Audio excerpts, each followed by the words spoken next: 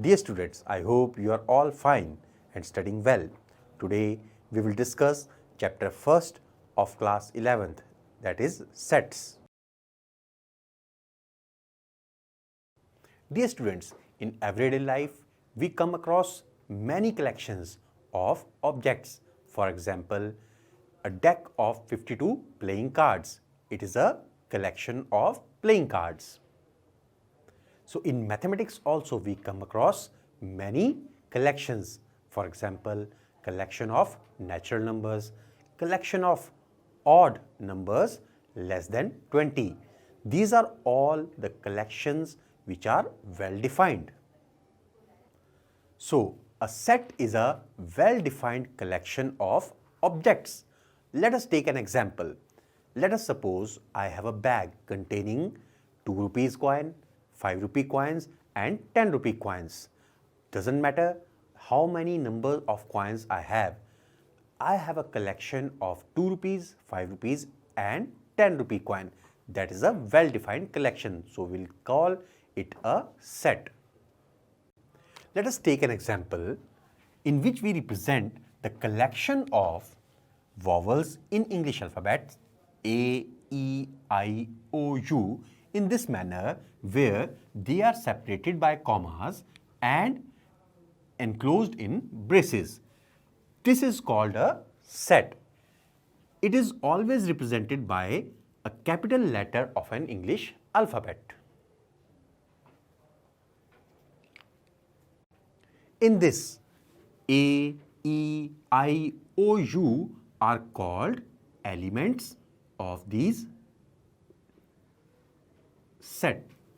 That means A is an element of this set, which is represented by a symbol. A belongs to A. A belongs to set A.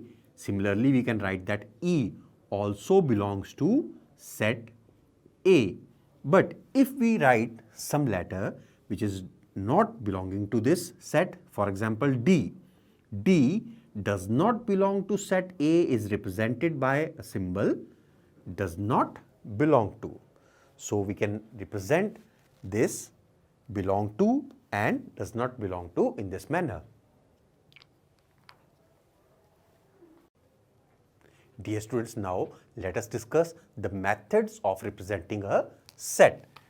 First method is roster or tabular form. In this method, we write the elements of the set in the manner that they are separated by commas and enclosed within the braces. We always write the set by a capital letter of English alphabet. Now let us discuss another form of writing a set, that is set builder form. In this, we represent the set by a capital letter in English alphabet and use the symbol X and the colons which represents such that. Now after that we will put the condition. For example, X belongs to natural number. Here capital N represents the set of natural numbers, comma, X greater than or equal to 1, comma, X is less than or equal to 5. Here we can skip X greater than equal to 1 because we know that the natural numbers itself start from 1. But we must write X less than 6 or X less than equal to 5.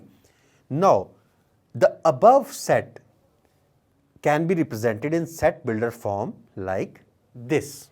Dear students, now let us understand how to convert a given set from a set builder form to roster form. We are having 4 sets. Set A, X such that X is a prime number and a divisor of 6. It can be represented in roster form as A is equal to 2, 3. Here 2 and 3 are the elements of set A. Now let us convert set B from set builder form to the roster form. B can be written as x such that x is an odd natural number less than 10. We know that the odd natural numbers less than 10 are 1, 3, 5, 7 and 9. So in this way we can convert the set from the set builder form into the roster form. Now the set C is given by x such that x is a natural number and a divisor of 6. So we can convert it into the roster form as 1, 2, 3 and 6. Now the next set D can be converted into roster form as the X is the letter of the word mathematics. Now let us consider the letters of this word M, then A, then T, then H, then E. Now M and A are already present in our collection, so it will not be written again. Then we will use T, T is already there, we will not use T, then I, then C and then S. So these are the letters in the word mathematics. Always remember that no element should be repeated in the set. Dear students, now let us discuss about the types of sets. Dear students, I hope you must have understood how to represent a set. Now let us discuss about the various types of sets. First is empty set or null set, or sometimes it is called void set. It has no elements, so it is called empty set. It is generally represented by a symbol phi, or we can write a single closed bracket with having no elements in it. Now let us consider one example. X such that x belongs to natural numbers, comma, x less than -1. So is there any element which satisfies both the condition that it belongs to natural number and it is less than -1? No, there is no element which satisfies both these conditions. Hence, we will represent this set A by phi. So A is a set which has no elements in it, so it is called an empty set or null set, or we can always call it as void set. Now a set which is empty or having definite number of elements is called finite set, otherwise it is called infinite set. For example, a set having elements 2, 3, 4 and 5. This is having 4 elements in it, so it is called finite set. Now let us discuss an example of infinite set. We can always say a set of natural numbers. It starts from 1, 2, 3 and so on, but it will never end. That means it is a set which has infinite elements in it, so it is called an infinite set. A set which has only one element in it is called singleton set. For example, a set C represented by an element 1 only, or an element can be 5 or any other element. So we can see that the set C and set D have only one elements in them. So these are called singleton sets. Two sets are said to be equal if they are having exactly the same elements. For example, we can consider two sets E having elements 1, 2, 3 and 4, and a set F having elements 3, 4, 1 and 2. We can see that the set E and set F have exactly the same elements. We know that in set, the order of the elements doesn't matter, but the elements 1, 2, 3 and 4 are exactly the same elements in set E and set F. So we can say that E is equal to F. This is how we write equal sets. Two sets are said to be equivalent set if they have exactly same number of elements. For example, we can consider two sets, G set having elements 1, 2, 3 and 4. We usually write the number of elements in this set by n of g. That means the cardinal number of set G. It is equal to 4. Cardinal number of a set is the number of elements present in that set. So we can see that the elements 1, 2, 3 and 4 are counted to 4. Now we can consider another set H having elements A, B, C and D.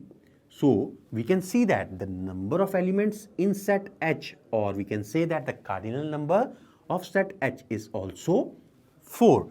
We can see that the number of elements in set G and the number of elements in set H are same.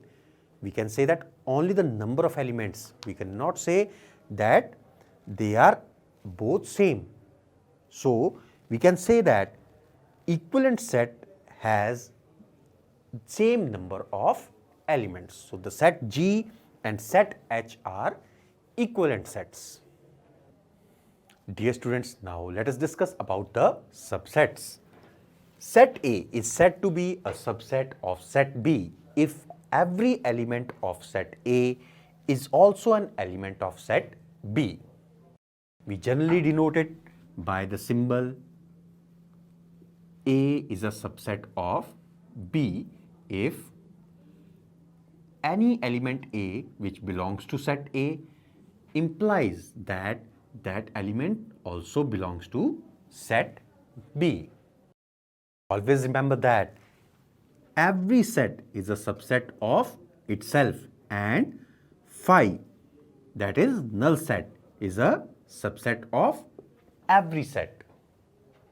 Now let us take an example to understand about the subsets. Let the set A having elements 1, 2 and 3. Now let us find the subsets of set A. We know that phi, that is null set, is the subset of every set. So that means phi is one subset of set A. Now we can see that an element 1. This set is also the subset of set A. A set containing only element 2 also the subset of set A. 3 is also the subset of set A. The set containing elements 1 and 2, 1 and 3, 2 and 3 are also the subsets of set A, and the set itself is the subset of set A. So these are the 8 subsets for set A, that is phi, singleton set 1, 2, 3 and the sets containing elements 1, 2, 1, 3, 2, 3 and 1, 2, 3. Remember that if A is a subset of set B and A is not equal to B, then A is the proper subset of set B and B is called the superset of set A. Dear students, let us understand this through an example. We are given few sets. Let us put the appropriate symbol subset or not a subset in these blank spaces. We can see that the set has elements 1, 3 and 5 and this set has elements 1, 3, 5 and 7. So this set is the subset of this set. Now we can see that 2, 3, 4 are the elements of this set and 2 and 3 are the elements of this set. So this set is not the subset of this set. Hence we will put a symbol not a subset over here. Now 5, 6, 7 here and 5, 6, 7, 8, 9, 10 are the elements in this set. So we can easily say that this is a subset of this set. Dear students, now let us discuss about the power set. The collection of all the subsets of a set is called the power set of that set. It is denoted by P of A. For example, we are having a set A is equal to 1, 2. Now, let us find the subsets of this set. We know that phi is always the subset of every set. Then 1, then the element 2, then a set having elements 1 and 2. These are the subset of set A. Now, the collection of these subsets, that means a set containing all these subsets, is called the power set of set A. Now, let us discuss about the number of elements in the power set of A.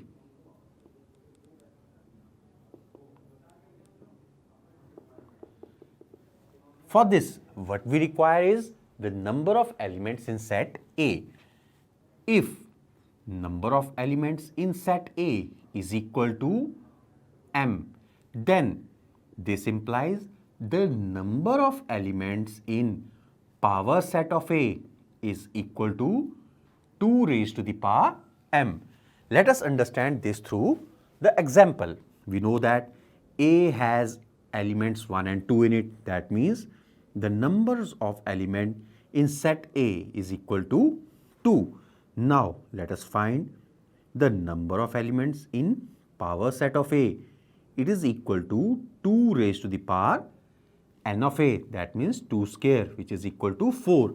We can easily see that the power set of A has elements 5, 1, element 2 set, and the set containing elements 1 and 2. So, these are the 4 elements of power set of A. Dear students, when we are given a set of real numbers, then we convert it into the interval form. Let us discuss about the intervals. First is closed interval. In this, we can convert a set like this, x, such that x belongs to real and x is greater than equal to A and less than equal to B. Now, A to B is the region which we can plot on the number line like this. A and B are both included. So, the interval form of this set is A to B with the closed brackets. So, this is called the interval form. Now, let us discuss about the open intervals. In open interval, we can write the set in the form of set builder, that is x, such that x belongs to real numbers and A less than x less than B. We call it x is greater than A and less than B. Here, neither A nor B are included. So, whenever we plot it on the number line, we always place a hole over A and B. And this is the shaded region which represent the region from A to B. Now, we represent in the interval form it like this with the open brackets. This represents that neither A nor B are included in this interval. Sometimes we have a set which has A and B as its endpoints, but A is not included and B is included. By plotting in the number line, we can find it as A is not included and B is included. So, we put a hole at A and put a dot at B and shade the region in between this. We can also write this in the interval form, that is A to B, closed bracket on the side of B and open bracket on the side of A. We can also consider one more set, that is x belongs to real and A is less than equal to x less than B. Here A is included and B is not included. So, we can plot on the number line like this. We place a dot at A and hole at B.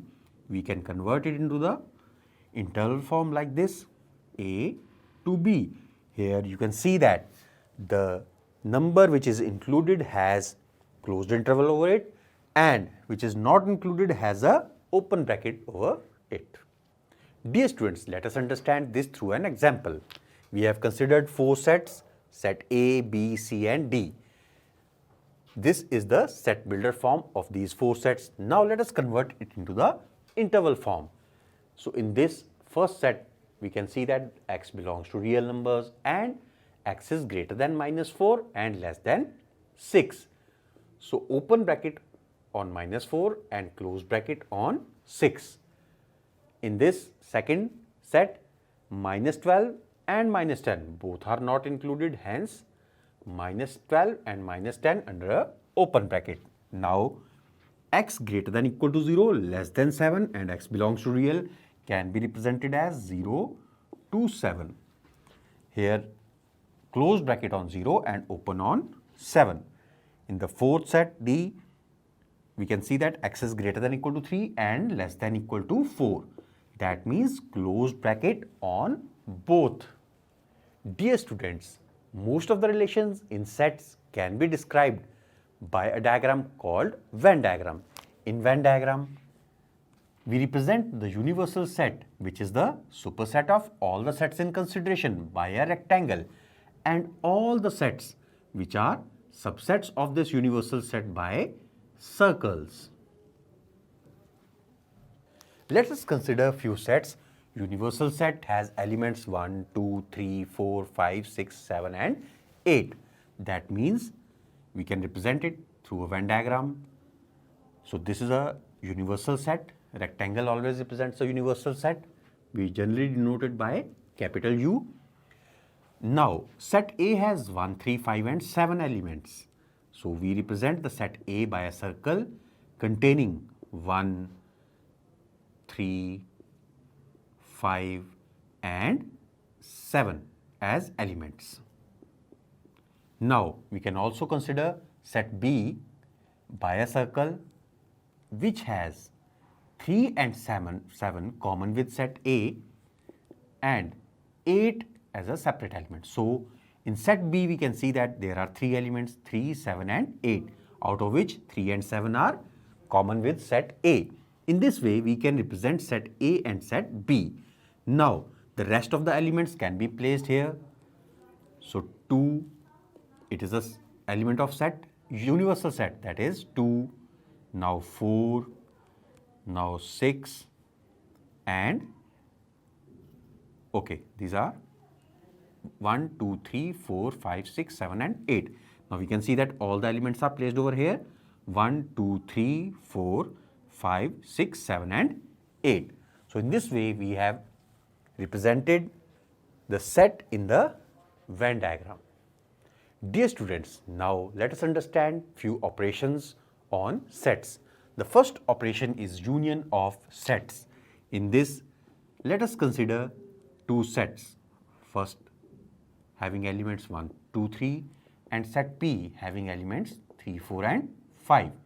We denote the union of sets by a symbol capital U in between 2 sets. So A union B, it includes all the elements of set A and all the elements of set B, but the common elements should not be repeated. That is, A union B has elements 1, 2, 3, 4 and 5.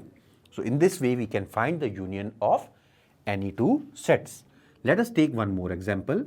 Set C has elements A, B, C and D, and set D has elements D, E, F, G and H. Now C union D has elements A, B, C, D, E, F, G and H. We can represent the union of sets by Venn diagram. So this is a universal set, this is set A and this is set B. We can see that there is some common portion in this. Now we can shade the region like this, which represent that both A and B are included. This region represents A union B. Now let us do some properties of union of sets. First property is A union B is equal to B union A. This property is called commutative law. Then the second, A union B, then the union of this set with C, or First of all, we find the union of B and C and take the union with set A. This is called associative law. Then we have A union phi is equal to set A. This is called law of identity element. Then A union A is always equal to set A. This is called idempotent law. Now, universal set union A is equal to universal set. This is called law of U. Now, let us do another operation that is called intersection of sets. This is denoted by A intersection B. This means intersection of set A and set B. That means intersection of set A and B is the set of all the elements common to A and set B. Let us consider one example. Let set A has elements 1, 3, 5 and 7 and set B has elements 3, 5, 8, 9 and 10. Now we are saying that A intersection B has the common elements of A and B in it. That means the common elements are 3 and 5. So these are the elements of intersection of these two sets. We can also represent this operation by Venn diagram. So in this, universal is represented by a rectangle, then set A, then set B. Now, this portion which is common in both the sets is A intersection B. Now, if set A and B has nothing in common, that means if A intersection B is equal to phi, then A and B are called disjoint sets. The Venn diagram of these kind of sets can be represented like this, where A and B has nothing in common. So these are called disjoint sets. Dear students, now let us discuss few properties of intersection of sets. A intersection B is equal to B intersection A. This is called commutative law. Now, A intersection B and intersection C is equal to A intersection B intersection C. This is called associative law. Then, phi intersection A is always phi and universal set intersection A is always equal to A. These are called laws of U and phi. Then, A intersection A is always equal to A. This is called law, idempotent law. Then, the fifth property is A intersection B union C. It is equal to A intersection B union A intersection C. This property is called distributive law.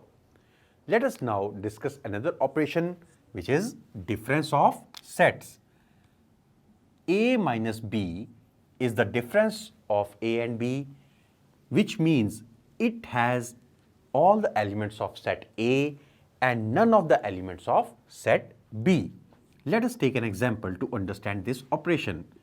Let set A has elements 1, 2, 3, 4 and 5 and B has elements 3, 4, 6, 7 and 8. Now we can find A minus B. That means the elements of A must be there, but the elements which are common with B, it should not be there because we never want the elements of B in A minus B.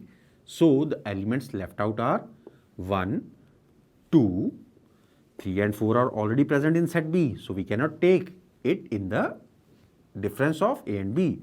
Then the element 5 is there. Now let us consider B minus A.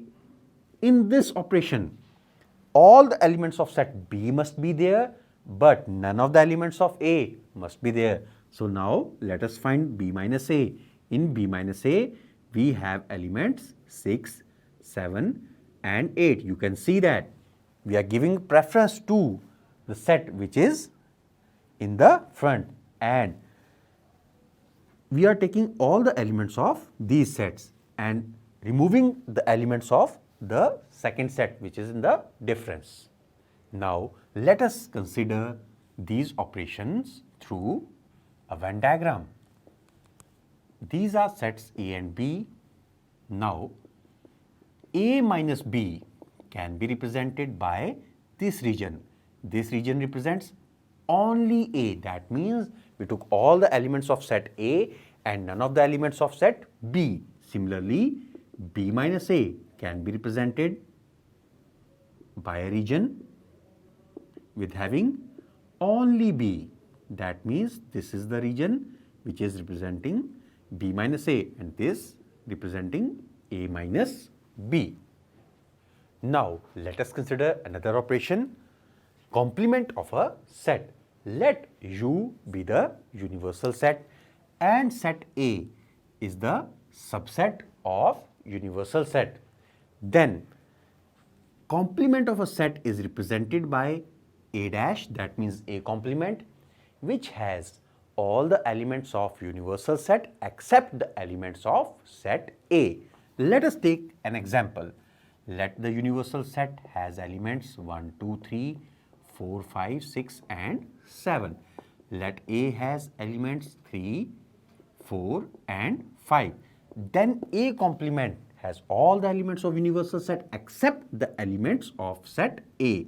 That means 1, 2, 6 and 7. I hope you can easily find the complements of any set. Now, let us understand few properties of complement of set. Before that, let us understand how to represent a complement in the Venn diagram. This is set A. Then, all the space without A is called the complement of set A. This is A dash. Now, let us do some properties. A union A complement is equal to universal set. You can easily see in the Venn diagram that this is A and the rest of the part of universal set is A complement. When we unite these two, that means A union A complement, we get universal set. We can always prove all these properties using the Venn diagram. A intersection A complement is always phi. You can easily see that there is nothing common between A and A complement. So, these are called complement laws. Now, these are two laws which are called De Morgan's law. These laws state that A union B complement is equal to A complement intersection B complement. Then, A intersection B whole complement is equal to A complement union B complement. Then, the fifth property is A complement is equal to A. This is called law of double complementation. Then phi complement is equal to universal set and universal set's complement is phi. Dear students, I hope all the operations are clear to you. Now let us do some formulas to do some practical problems on union and intersection of sets. So let us understand this formula.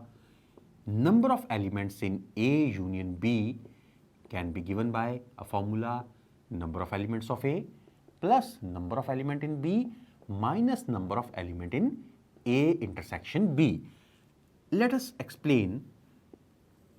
discuss this through Venn diagram. Let us consider two sets having some elements in common. This is set A and B. This is universal set. Now we can see that number of elements in A union B is represented by this area. Now, if we consider number of elements of A, that means this region plus this region, there will be an overlapping region. We have to subtract that overlapping region. So, only then we can get the number of elements in A union B. So, for example, let A has elements 1, 2, 3 and 4 and B has elements 3, 4, 5 and 6. Now, we can see that number of elements in A is equal to 4 and number of elements in B is also 4. But the number of elements in A union B has elements 1, 2, 3, 4, 5 and 6. These are equal to 6. So that means number of elements in A union B is not equal to number of elements of A plus number of elements in B. These are equal to number of elements in A plus number of element in B minus number of element in A intersection B. We can see that A intersection B has 2 elements, 3 and 4. So that means number of elements in A intersection B is equal to 2.